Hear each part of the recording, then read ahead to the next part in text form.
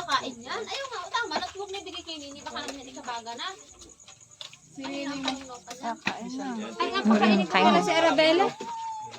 Ano ba? Ay, makalagay sa ari, oh. Yun.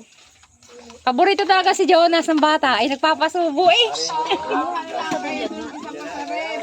Bakit naglilig-galig? Ay, wala. May isa pala tayo. Ay, naku, kinukurit si Tutoy. Oo nga. Galig. Inarte. May malamig na tubig Papalo. dyan. Ito maya-maya. Kain. Kasi tara to kaya na kung ayaw mo kumain.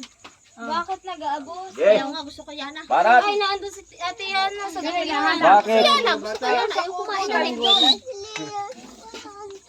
Kayo. Ayun! Kira kahit tini. Tutoy pa rin na. Banat tini. Tutoy, lika. Kain na kayo, Dina. Oo, kayo yung magkuha na. Magtawag dyan. Kunin mo doon ang Bahagi chinelas na, ko oh. harap sa iyo. Eh, dyan muna yan. Dali. Tutoy, oh. Ano, dali. Huwag na mga ako. Tarini. Naglalagay tayong gilay. Wow! Ayaw kumain. Nino, Ay, busog daw. si Ana nga ayaw din kumain din. Ay, mama, mga busog yan. Siyempre, bigay mo dyan, tanggap yan. Kain na. Hindi na kain na. Alam na yung mga bata eh. Ako rin naman si Ade. Oh.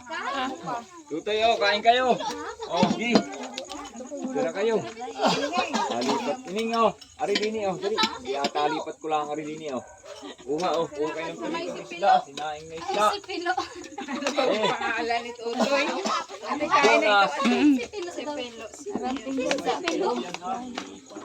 Uy, naliligaw na Pilo. May nasakwan yan. May bulak pangalan pala Dito yan. na ako maupo pala. Yan, upo na kayo dyan. Kakain ng masarap. Lede. Ano? Sa Bible palang pangalan nito. Jonas to. Ate, ate. Jonas. Yung kinain ng isda. Gulay. Bigyan palang kulay yan. Tumabasa dyan si Jonas. Tita, may natawag po. Makuha rin ka markada rin si Jeremy sa laot. Sabi, sabihin mo kayo